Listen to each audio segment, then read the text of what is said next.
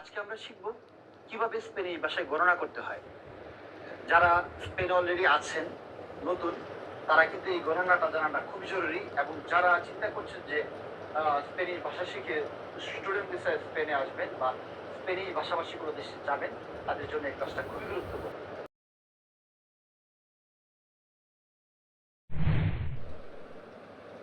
হ্যাঁ, আমরা এই ক্লাসটিকে দুটা ভাগে বিভক্ত করেছি। প্রথম ভাগে আমরা 1 থেকে 20 পর্যন্ত শিখব, আর 1 থেকে 20 পর্যন্ত শিখলে আমরা কিন্তু প্রায় স্প্যানিশ গণনার অর্ধেক শিখে ফেলবো। হ্যাঁ, তো চলুন, খুবই সহজ স্প্যানিশ ভাষাটা শেখা।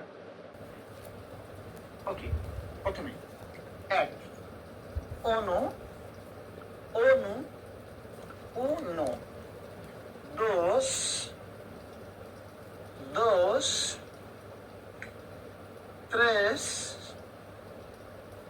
4, 4, 5, 6, 7, 8, 8, 9, 9, 10। আমরা 1 থেকে 10 পর্যন্ত এই গণনাটা একটু টানা মুখস্থ করে ফেলবো। এটা করলে দেখবেন যে আপনি স্প্যানিশ গণনা করা কত সহজ এবং কত মজার। আমরা পরবর্তী যে সেকশনটা আসবো ওটাতে খুব মজা লাগবে বিষয়টা। তারপরে হচ্ছে আমরা 11তে যাব।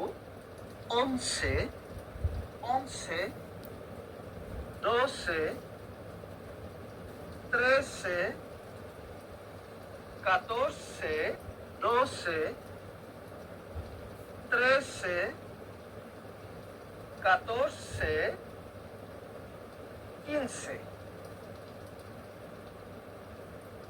তারপর এই দেখেন আপনারা 11 থেকে 15 পর্যন্ত একটু সে আছে সবগুলি শেষে।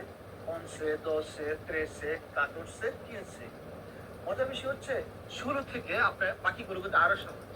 যেমন এখানে একটা কমন আছে দিয়েছি 16, দিয়েছি 6, অর্থাৎ 16, দিয়েছি 7, দেখেন কি আছে দিয়েছি, দিয়েছি 7, দিয়েছি 8, দিয়েছি 8, দিয়েছি 9, দিয়েছি 9, সবশেষ 20, 20, 20। দেখেন স্পেনিশ ভাষায় কিন্তু প্রত্যেকটা অক্ষরকে আলাদা করে উচ্চারণ করতে হয়। তবে বিয়ের পরে যখন আমরা দেখলাম কি ই আছে, তার মানে হলো বে। আই এর জন্য ই, বে, আর এন এর জন্য ন, বেন, তে, বেনতে।